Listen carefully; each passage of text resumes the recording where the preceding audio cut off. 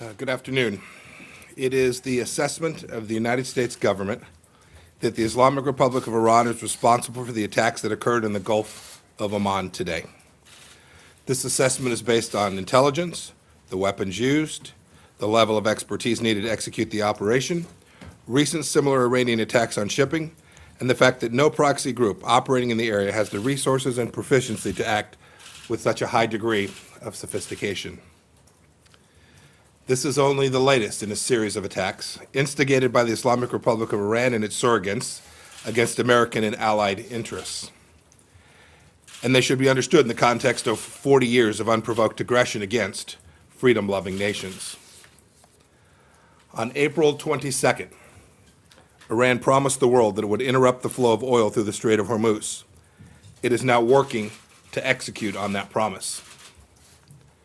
In early May, the Revolutionary Guard Corps attempted the covert deployment of modified dhows capable of launching missiles. On May 12th, Iran attacked 4 commercial ships near the Strait of Hormuz. On May 14th, Iran-backed surrogates attacked by armed drones struck 2 strategically important oil pipelines in Saudi Arabia. On May 19th, a rocket landed near the U.S. Embassy in Baghdad. On May 31st, a car bomb in Afghanistan wounded 4 U.S. service members, killed 4 Afghan civilians, and wounded bystanders. Yesterday, Iranian surrogates fired a missile into Saudi Arabia, striking the arrivals terminal of an international airport, injuring 26 people. Taken as a whole, these unprovoked attacks present a clear threat to international peace and security, a blatant assault on the freedom of navigation, and an unacceptable campaign of escalating tension by Iran. Prime Minister Abe made a historic trip to Iran to ask the regime to de-escalate and enter into talks.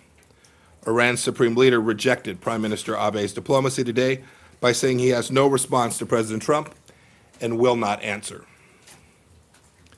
The supreme leader's government then insulted Japan by attacking a Japanese oil tanker just outside of Iranian waters, threatening the lives of the entire crew, creating a maritime emergency. Iran's foreign minister today responded to these attacks. He said sardonically, quote, "Suspicious doesn't begin to describe what likely transpired this morning," end of quote. Foreign Minister Zarif may think this is funny, but no one else in the world does. Iran is lashing out because the regime wants our successful maximum pressure campaign lifted. No economic sanctions entitle the Islamic Republic to attack innocent civilians, disrupt global oil markets, and engage in nuclear blackmail. The international community condemns Iran's assault on the freedom of navigation and the targeting of innocent civilians. Today I've instructed our UN Ambassador Jonathan Cohen to raise Iran's attacks in the UN Security Council meeting later this afternoon. Our policy remains an economic and diplomatic effort to bring Iran back to the negotiating table at the right time, to encourage a comprehensive deal that addresses the broad range of threats. Threats today apparent for all the world to see, to peace and security.